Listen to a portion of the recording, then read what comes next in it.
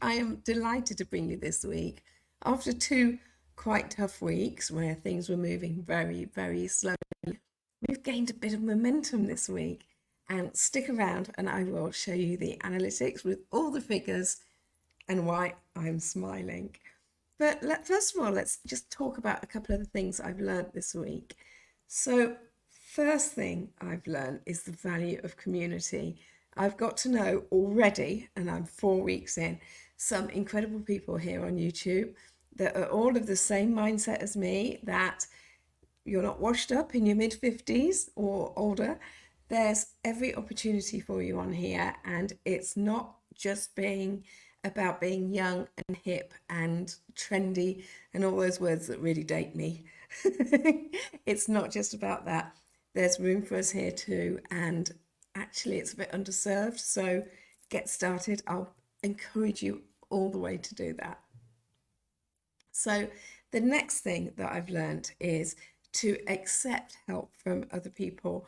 I have always been headstrong and quite independent, and to have other people saying to me, why don't you try this, it's been something of a learning curve, but I'm so glad that I've started to do that. And I'm very grateful for the people out there who are giving me help. Thank you so much. So kind and so generous of your expertise and your knowledge. Very, very grateful. So my next learn is, first of all, I haven't used my gimbal at all. I've been really naughty. So my next learn is that I have been using the technology that I already have and trying to enhance it and trying to make it work in a way that works for me. I use StreamYard for when I'm screen sharing, and I also use DaVinci Resolve for my editing. I'm getting a lot better with DaVinci Resolve. There's a lot of things on there that I just wouldn't know what to do with or where to go with it. But the things that I do, I'm learning to use and getting the hang of, and getting that I would say muscle memory, but it's really just sort of memory sorted so that I can really swim through it now. And I'm really pleased with that. I have, for the last few weeks, been adding graphics. The odd image has been coming up, and I've learned how to fade them in and fade them out so they're a bit gentler on the eye and not so. But now I've been adding videos as well. So the images and the video are what's known as B-roll. If you didn't know, if you wondered what people were calling B-roll, what is that? So B-roll, and I have joined Pixabay so that I can use video, and it's important that these video clips I have the rights to use. Something we talk about a lot in print on demand is whether you have the right to use images, and it's the same with this. You want to make sure the licensing agreement allows you to use it.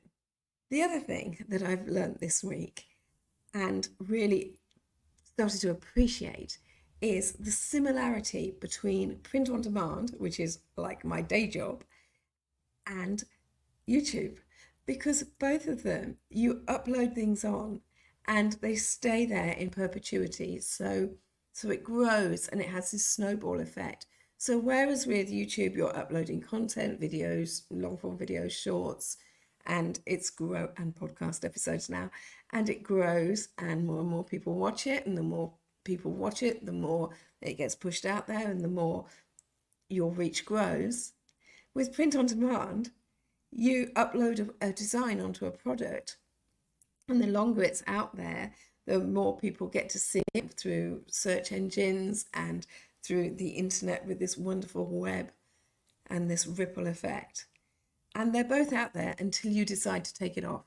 So your content on YouTube and your print on demand products are out there until you decide to remove them, which means, okay, they're not a passive thing at first, takes effort at first, but after a while, they're there and don't need any more maintenance from you. Excellent. And I love that correlation between the two things. So consistency is key in both of them. You've heard me say that before, right? So let's go over and have a look at the analytics and see how the week's gone. So this is the last 7 days. And as you can see, I've got 3 green arrows. Views are up, watch time is up, and subscribers are up. I know I've got to keep it up now, right? But that is such good news. I'd had 2 weeks where I was having grey arrows pointing down.